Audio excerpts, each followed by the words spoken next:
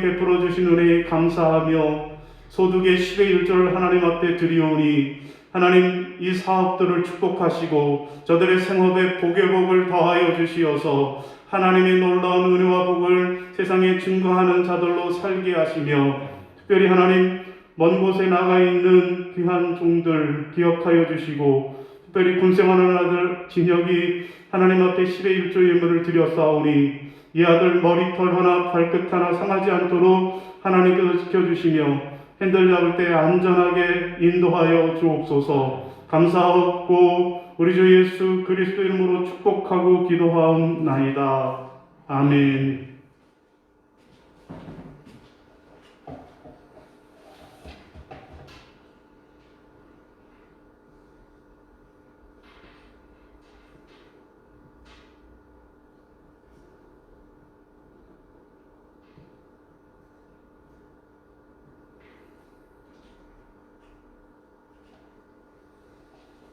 예, 우리 이 시간 새해 인사를 나누도록 하겠습니다. 새해 복 많이 받으세요. 우리 온라인으로 영상 예배 드리는 성도들도 이 시간 함께 가족들하고 또 영상으로라도 인사하시겠습니다. 새해 복 많이 받으세요. 예, 조금 어색했어요. 예. 여러분 어떻게 설 명절 잘 보내셨습니까? 예. 저희 집은 지난 주일이 어머니 생신이셨어요. 어머니 생신이 설 앞두고 며칠 전이어서 늘 그렇게 명절하고 가려서 잘 챙기지 못하시는데 이번에 저하고 그리고 집사람하고 큰애만 셋만 데리고 어머니 댁에 방문해서 그렇게 인사를 하고 왔습니다. 그리고 저희 동생 가족이 설 명절에 어머니 댁 찾아뵙고 인사하는 것으로 그렇게 설 명절을 나누어서 보냈습니다. 저도 오래 살지 않았지만 설 명절을 이렇게 보낸 기억은 처음인 것 같습니다. 여러분 이렇게 어쨌든 새해가 밝았습니다. 여러분 신축년 새해가 밝았는데 어떻게 사랑하는 사람들과 사랑하는 가족들과 새해 덕담은 나누셨는지 모르겠습니다. 여러분 예로부터 우리는 새해 설날을 맞이하면 사랑하는 사람들에게 덕담을 서로 주고받는 그런 풍습이 있습니다.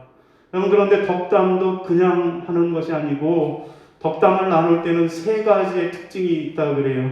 하나는 상대방을 존중하는 의미에서 어린 사람이라도 명령형으로 하지 않는다라는 것이 하나고요. 두 번째로는 잔소리 같은 말을 하는 것이 아니라 상대방이 즐거워할 말, 상대방이 좋아할 말을 한다라는 것이고요. 세 번째로는 완료형으로 마무리를 한다라는 것입니다. 곧 상대방이 실제로도 그런 복을 받았으면 좋겠다, 이루어지기를 바라는 마음을 담아서 그렇게 덕담을 했다라는 것입니다. 예를 들면 새해에는 오랜 병환에서 쾌차하셨다 하니 기뻐합니다 라고 그렇게 마치 병환에서 쾌차하신 것처럼 그렇게 덕담을 나누었다라는 것입니다. 여러분 이 덕담이 연도별로도 인기 있는 덕담이 유행이 있었다라는 거예요. 그래서 1999년도에는 뜻대로 되라, 원하는 대로 뜻대로 바라는 대로 되라 라고 하는 것이 덕담이었고요. 그런가 하면 2000년에는 성공하세요, 승리하세요 라고 하는 것이 덕담이었고요. 2015년대에는 말없이 응원합니다, 당신을 말없이 응원할게요 라고 하는 것이 덕담이었고 2019년에는 당신과 함께해서 행복했어요, 새해에도 함께해요 라고 하는 말이 덕담으로 유행을 했다라고 합니다. 그러면 2021년 신축년 새해 올해의 덕담은 무슨 말이 덕담일까요? 여러분, 올해는 신축년 새해에는 행복한 일만 가득하소라고 하는 것이 덕담이고요. 또 새해 복 많이 받으시고 올 한 해도 건강하소라고 하는 것이 그것이 올해의 덕담이라고 합니다. 올해가 소해라서 건강하소, 행복하소라고 하는 것이 올해 인기 있는 덕담이 되고 있다고 합니다. 바라기는 올 한 해 이 코로나 시대에 여러분들이 건강하시고 그래서 행복한 일들만 가득하시기를 주님의 이름으로 축원합니다. 그러면 오늘 우리가 읽은 본문 말씀은 무슨 말씀일까요? 오늘 본문 말씀은 하나님을 기쁘게 하소, 하나님을 기쁘게 하소라고 하는 사도 바울의 덕담이 오늘 본문의 내용이라고 하겠습니다. 여러분, 신약 성경의 절반이 사도 바울의 편지라고 그래요. 여러분, 신약 성경의 대부분이 사도 바울의 편지인데, 여러분, 이 사도 바울의 편지를 우리가 바울 서신이라고 그러잖아요. 그런데 이 바울 서신은 크게 내용이 두 가지로 나누어지는데요. 바울 서신을 보면 먼저 첫 번째로는 구원의 교리에 대해서, 첫 번째로는 구원의 교리를 이야기합니다. 곧 어떻게 하면 우리가 구원을 받을 수 있는지, 우리가 어떻게 하면 구원을 받을 수 있는지에 대해서 설명을 하는 것이 그 하나고요. 다른 하나는 그러면 구원받은 하나님의 백성들이 어떻게 살아야 하는지, 구원받은 백성들의 삶에 대해서, 구원받은 백성들은 어떻게 살아야 하는지를 말씀하시는 것이 그 두 번째입니다. 그러면 오늘 본문은 그 두 번째에 해당하는 것으로 사도 바울이 너희가 하나님의 백성으로 구원을 받았느냐? 그러면 하나님의 기쁘시게 해드리는 생활을 하라. 하나님을 기쁘시게 해드리는 생활을 하라고 그렇게 덕담을 하는 내용이 오늘 본문의 내용입니다. 여러분, 우리가 이제 설 명절을 지나면서 새롭게 신앙의 다짐과 결단을 해야 할 것입니다. 곧 올 한 해는 사도 바울의 권면처럼, 덕담처럼 여러분 모두가 우리 하나님을 기쁘시게 해드리는 그런 한 해가 되시기를 바랍니다. 여러분, 그러면 우리가 하나님을 기쁘시게 해드리려면 어떻게 해야 할까요? 자, 첫 번째로는 하나님이 기뻐하실 인격을 갖추어야만 하겠습니다. 따라해 보겠습니다. 하나님이 기뻐하실 인격을 갖춰야 합니다. 하나님이 기뻐하실 인격을 갖춰야 합니다. 자, 우리 9절 시작. 그런즉 우리는 몸으로 있든지 떠나 있든지 주를 기쁘시게 하는 자가 되기를 힘쓰노라. 아멘. 여러분, 부모에게 가장 큰 기쁨은 자녀를 키우는 기쁨일 것입니다. 여러분, 그러면 부모들이 자녀에게 바라는 것 무엇이 있을까요? 부모가 자녀에게 바라는 것은 무엇일까요? 야, 요놈이 빨리 커서 돈 많이 벌어서 내 노후를 보장해줘야 할 텐데, 이런 생각을 할까요? 물론 그런 생각을 하는 사람도 있지만 그렇지 않습니다. 그러면 부모가 자녀에게 원하고 바라는 것은 무엇일까요? 여러분, 김동인의 소설 발가락이 닮았다라고 하는 소설이 있어요. 여러분, 그 중에 보면 주인공 M이라고 하는 사람이 나오는데, 이 주인공 M이라고 하는 사람은 젊은 시절을 아주 방탕한 생활을 했습니다. 그래서 얼마나 방탕한 생활을 했는지 몸에 이런 병 저런 병이 다 걸렸어요. 젊은 나이에. 그래서 그가 그렇게 고생을 하다가 32살이라고 하는 늦은 나이에 장가를 가게 되었습니다. 지금은 32살이 어린 나이지만 옛날에 32살은 아주 늦은 그런 나이였는데 노총각이 장가를 갔어요. 그런데 들려오는 소문이 부인을 닥달하고 부인에게 완력을 행사한다라고 하는 소문이 들려왔다라는 것입니다. 자, 그러던 어느 날 이제 이 M이라고 하는 사람이 이 소설에 나오는 작중 화자인 나에게 의사인 나에게 검사를 받으러 왔지만 그냥 검사를 받지 않고 돌아갔다라는 거예요. 무슨 얘기인가 하면 자기가 젊은 시절에 허랑방탕하게 살아서 그래서 자기 몸에 분명히 생식 능력이 없는데 그런데 자기 부인이 애를 임신했다라는 거예요. 그래서 고민하다가 과연 이 애가 누구 애냐고 내가 생식 능력이 없는데 어떻게 우리 아내가 임신을 할 수 있느냐라고 생식 능력을 검사하기 위해서 왔다라는 거예요. 그러나 만약에 거짓말로 판명이 되면 부인에게 자기의 그러한 병을 알리지 않고 결혼했기에 자기에게도 책임이 있기에 그래서 이러지도 못하고 저러지도 못하는 그러한 대량 난감한 상황에 맞닥뜨리게 됐다라는 거예요. 그래서 돌아갔다라는 거예요. 그런데 얼마 후에 아들을 낳았는데 아들을 낳고 제일 먼저 뭘 했을까요? 얼굴을 뜯어봤는데 눈, 코, 입 한 군데도 자기를 닮는 데가 없더라는 거예요. 그래서 이 사람이 끝까지 살피다가 발가락에 이르렀는데 자기가 중지발가락이 삐죽 튀어나와서 그렇게 독특한 발가락을 갖고 있는데 이 아이도 발가락이 기다란 중지발가락이 기다란 그러한 모양을 하고 있더라는 거예요. 그래서 발가락이 닮았다라고 이 아이가 내 발가락을 닮았다라고 그렇게 기뻐했다라는 그런 내용입니다. 여러분 그렇습니다. 사람들은 본능적으로 자식이 자기 닮기를 원합니다. 자식은 부모 닮는 거 별로 안 좋아하지만 부모는 자기 자식이 자기를 닮은 것 좋아합니다. 그러면 우리 아버지 되신 하나님은 어떠실까요?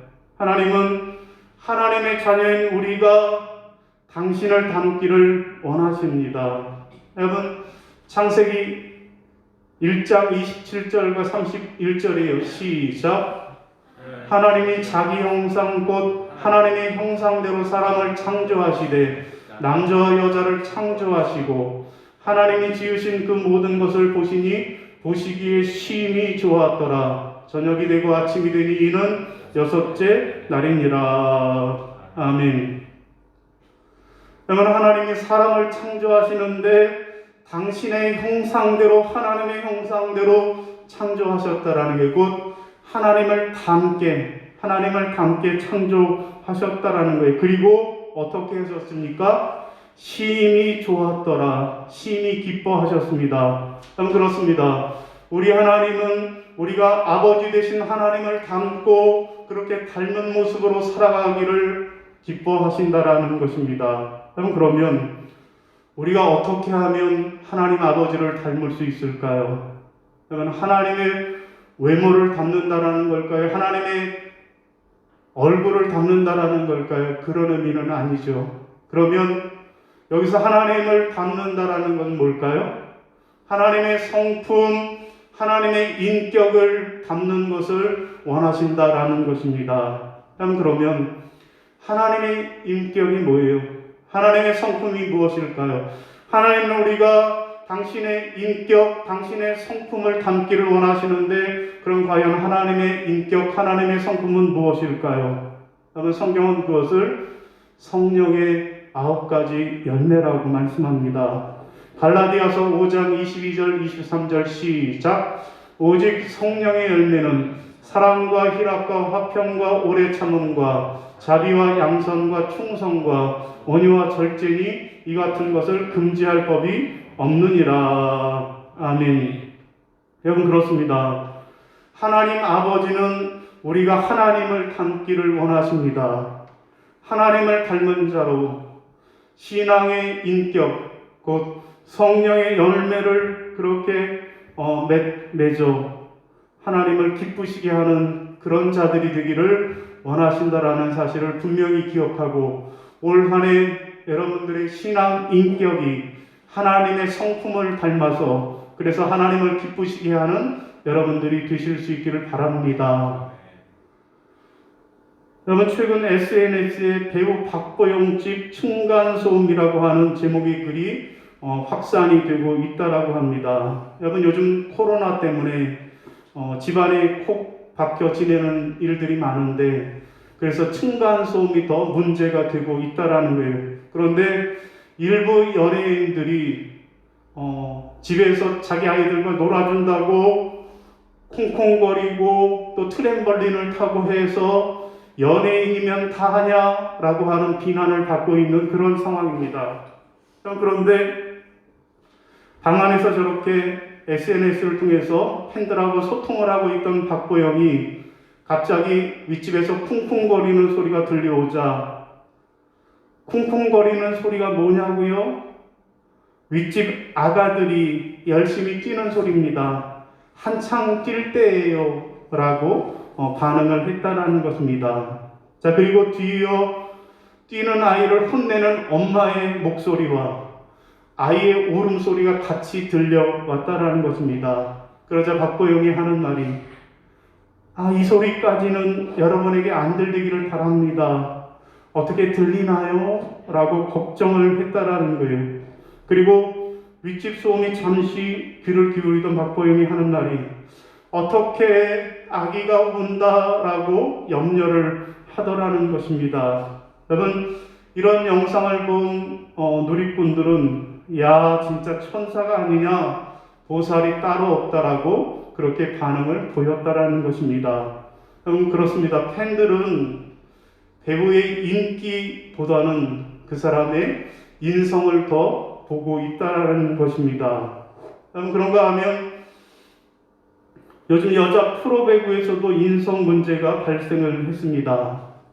한 여자 배구단에서 선배와 후배 사이에 갈등이 있어서, 그래서 후배 선수가 자기 SNS에다가 글을 올렸는데, 나이가 많다고 갑질을 한다, 내가 다 폭로해 버릴 거야 라고 글을 올렸다라는 거예요. 그런데 이 글을 본 팬들 중에서, 야, 정작 네가 학창 시절에 학교 폭력의 가해자인 걸 잊었느냐 라고 하면서 폭력 그 사실을 글에 올렸다라는 거예요. 그러자 해당 선수는 인정하고 사과의 글을 올렸다라는 것입니다. 그런데 여기에서 끝나지 않고 많은 사람들이 청와대 국민청원에다가 해당 선수를 영구 퇴출하라 라고 하는 것이 20만 명이 넘어가고 있다라는 것입니다.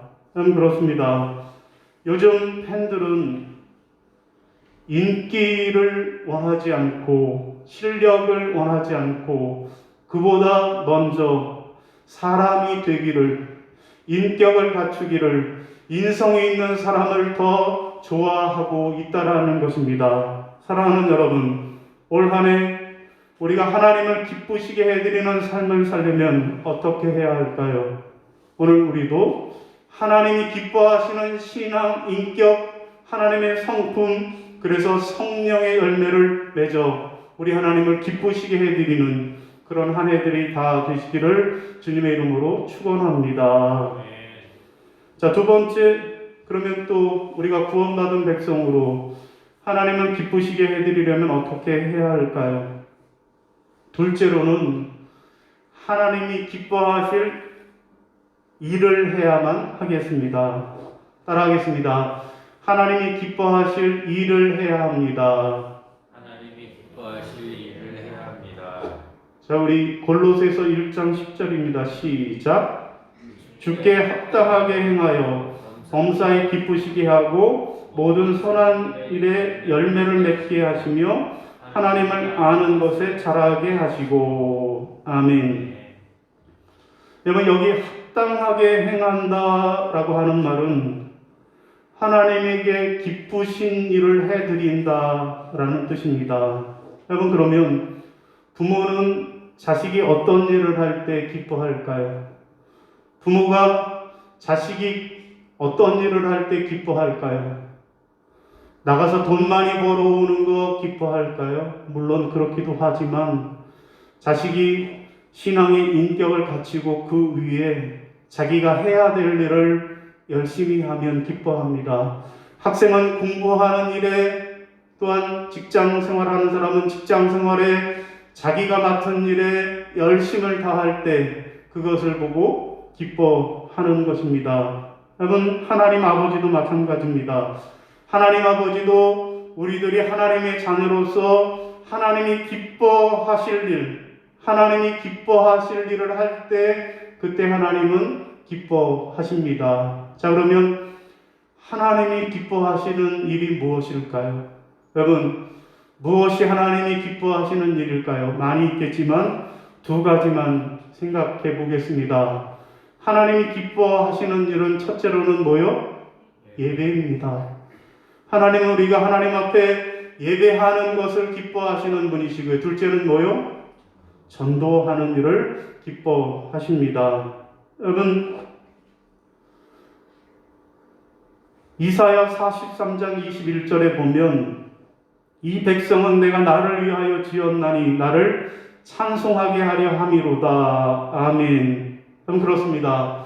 하나님이 우리를 창조하신 목적, 우리를 지으신 목적이 바로 찬송을 받으시려고 곧 예배를 받으시기 위함이라는 것입니다. 그러므로 우리는 마땅히 하나님 앞에 예배하는 일을 해야만 합니다. 여러분, 그런데 예배가 무엇입니까? 여러분, 이렇게 예배당에 모여서 예배 순서에 따라 하나님 앞에 경배하는 일, 이것만 예배일까요? 그러면 온라인 예배는 예배가 아닐까요? 온라인 예배도 예배입니다. 여러분, 그러므로 한마디로 예배란 하나님을 즐기는 것입니다. 따라하겠습니다. 예배란 하나님을 즐기는 것입니다. 예배는 하나님을 즐기는 것입니다. 여러분, 로마서 12장 1절에 그러므로 형제들아 내가 하나님의 모든 자비하심으로 너희를 권하오니 너희 몸을 하나님이 기뻐하시는 거룩한 산 제사로 드리라. 이는 너희의 드릴 영적 예배니라. 아멘. 여러분, 예배는 우리의 몸을 통해서 곧 우리의 모든 삶을 통해서 하나님을 즐기는 것, 이것이 예배라는 것입니다. 여러분, 예를 들면 내가 아침에 운전을 하면서 출근을 해요. 그러나 주변에 길이 꽉꽉 막혔어도 내가 하나님 앞에 기쁨으로 하나님 오늘도 희망찬 하루를 주시니 감사합니다라고 찬송을 부른다라고 하면 그것이 예배입니다. 또한 내가 집에서 산더미 같은 설거지를 하면서도 콧노래를 부르면서 날 구원해 주신 하나님의 은혜에 감사하면서 찬양을 부르면 그것이 또 예배라는 것입니다. 여러분, 하나님을 즐기는 것이 예배입니다. 여러분, 그러면 문제는 우리가 이렇게 코로나19라고 하는 상황에서 어떻게 하나님 앞에 예배할 수 있을까요? 여러분, 코로나19 상황에서 우리가 어떻게 하나님 앞에 예배해야 할까요? 여러분, 먼저는 내가 할 수 있는 상황이라면, 내가 건강하고 내가 할 수 있는 상황이라면 대면 예배에 적극적으로 참여해야 할 것입니다. 여러분, 어제 정부 지침에 따르면 이제 방역 조치가 2.5단계에서 2단계로 조정이 되었습니다. 그러면 교회 예배는 어떻게 됩니까? 좌석수의 20%까지, 여러분 지금까지는 좌석수의 10%까지 2.5단계에서는 허용이 됐어요. 그래서 10명 이하로 모여야 했기에 그렇게 우리가 이 수칙을 지키면서 예배를 드릴 수밖에 없었습니다. 그러면 20%로 상향이 조정이 되면 우리가 유아실까지 이렇게 하면 예배 인원이 20명까지도 예배를 드릴 수 있는 그런 상황이 되었습니다. 여러분, 그러므로 내가 할 수만 있다라고 하면 내가 하나님 앞에 나와서 하나님 앞에 대면하여 드리는 예배를 드려야 할 것입니다. 왜요? 그럼 우리가 야구 경기를 봐도 현장에 가서 드려야 그래야 더 큰 감동이 있는 것처럼 우리도 영상으로도 얼마든지 영상 예배를 드릴 수 있지만 그것도 예배이지만 그러나 가장 최선의 예배는 우리가 하나님의 성전에 나와 신령과 진정으로 하나님과 대면하고 또한 성도들과 대면하여 드리는 예배인 줄로 믿습니다. 할 수만 있으면 대면 예배에 적극 참여하시기를 바랍니다. 자, 다음으로 그러면 우리가 이렇게 모여서 예배하지 못하는 상황이라면 2.5단계, 3단계로 상향이 된다면 어떻게 해야 할까요? 온라인 예배에 적극 참여해야만 하겠습니다. 그런데 가만히 보니까 온라인 예배를 드리는 분들은 어떻게 드리는가 봤더니 영상만 켜놓고 딴 일을 하는 분들도 있다 그래요. 영상만 켜놓고 나는 딴 일을 하는 사람들이 있다 그래요. 여러분, 비록 우리가 몸은 성전에 없지만 내가 하나님 앞에 예배하는 그 마음과 그 신령과 진정으로 하나님 앞에 예배해야 할 것입니다. 그럴 때 하나님은 우리를 기뻐하실 줄로 믿습니다. 예배를 통해서 하나님을 기쁘시게 해드려야 하고요. 두 번째로는 하나님이 기뻐하시는 일은 전도입니다. 여러분, 복음을 전하는 일이 하나님이 가장 기뻐하시고 제일 즐거워하시는 일이십니다. 여러분, 그러므로 우리는 땅 끝까지 가서 주의 복음을 전하라, 내 이웃을 구원하라고 하는 이 말씀은 하나님이 가장 기뻐하시는 일을 우리에게 초대하시는 것입니다. 그러므로 우리는 전도를 통하여서 하나님께 영광을 돌리고 전도를 통하여서 하나님의 일에 동참하게 되는 것입니다. 여러분, 그러므로 우리는 복음을 전하는 일에, 전도하는 일에 힘써야 할 것입니다. 여러분, 그런데 문제는 코로나 상황에서 우리가 어떻게 전도할 수 있나요? 여러분, 코로나 상황에서 우리가 노방에 나가서 예수 믿고 천국 가세요라고 전도하면 저 사람 미쳤나? 저 사람 신천지인가? 라고 하는 반응으로 돌아옵니다. 그러면 어떻게 전도해야 할까요? 여러분, 전도도 비대면 전도를 해야 할 것입니다. 곧 영상이나 SNS를 통해서 복음을 전할 수 있을 것입니다.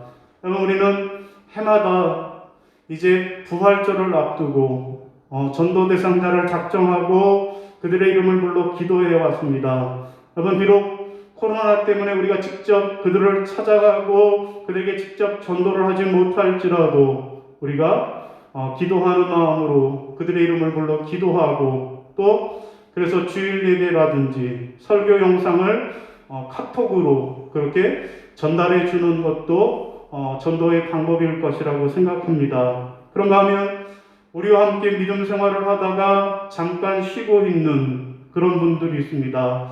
그런 분들도 관심을 갖고 그들을 위해 기도하고 때때로 안부의 문자도 주고받는 것, 이것도 좋은 전도의 방법이 될 수 있을 것입니다. 사랑하는 성도 여러분, 올 한 해 우리가 하나님을 기뻐해 드리는 삶을 살기를 원하십니까? 그렇다면 하나님이 기뻐하시는 일,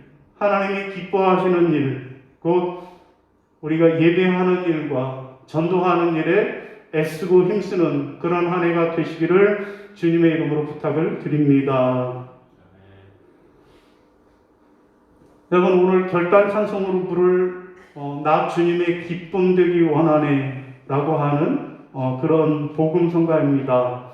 여러분, 가사를 보면 나 주님의 기쁨 되기 원하네, 내 마음을 새롭게 하소서, 새 부대가 되게 하사 주님의 빛 비추게 하소서, 내가 원하는 한 가지 주님의 기쁨이 드는 것이라는 노래입니다. 여러분, 이 노래를 살펴보면 내가 주님의 기쁨이 되려면, 내가 하나님의 기쁨이 되려면 어떻게 해야 한다라고 말씀합니까? 여러분, 첫째로는 내 마음을 새롭게 하고 그래서 하나님이 기뻐하시는 신앙 인격을 소유해야 한다라고 말씀하고 있습니다. 또 하나님을 기쁘시게 해드리려면 주님의 빛을 비추어야 하는데 곧 하나님이 기뻐하시는 일, 예배하고 전도하는 일에 힘써야 한다라고 말씀하고 있습니다. 사랑하는 성도 여러분, 올 한 해가 여러분 모두가 우리 하나님 아버지를 기쁘시게 해드리는 그런 한 해가 되시는 그런 여러분들이 되시기를 바랍니다. 첫째로는 하나님이 기뻐하시는 신앙 인격을 소유해서 그래서 성령의 열매를 충만하게 맺으시고 또한 하나님이 기뻐하시는 일을 행하심으로 곧 예배하고 전도하는 일에 힘쓰심으로 그래서 우리 하나님 아버지를 기쁘시게 해드리는 그런 축복된 한 해로 살아가시기를 주님의 이름으로 축원합니다. 예, 우리 이어서 교회 소식을 나누도록 하겠습니다.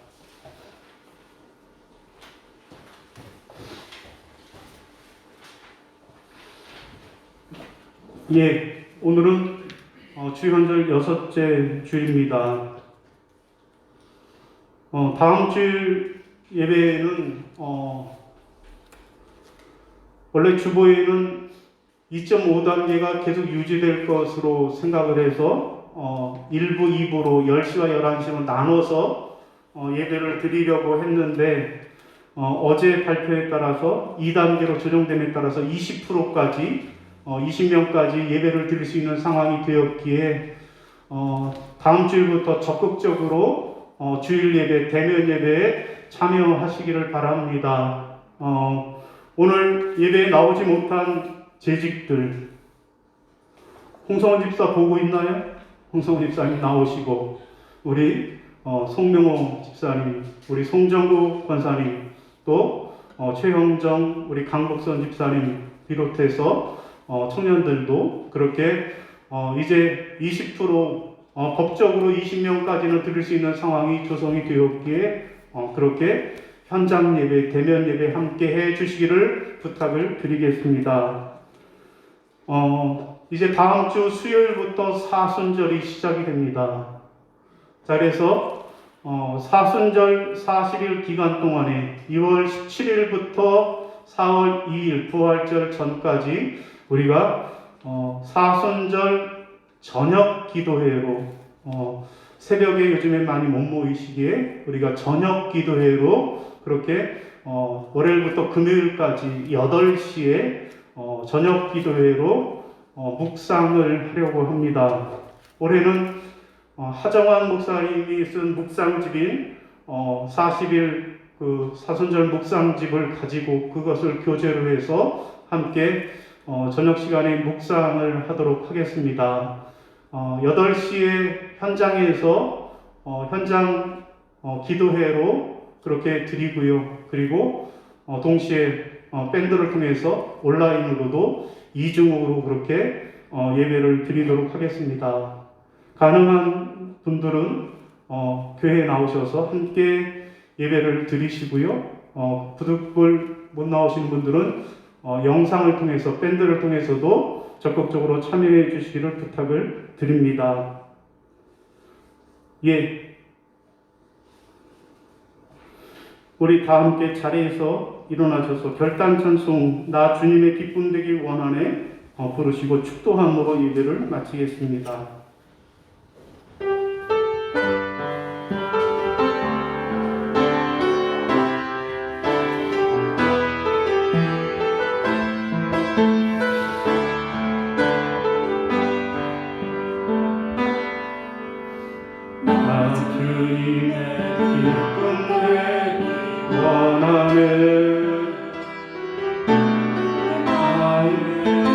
새롭게 하소서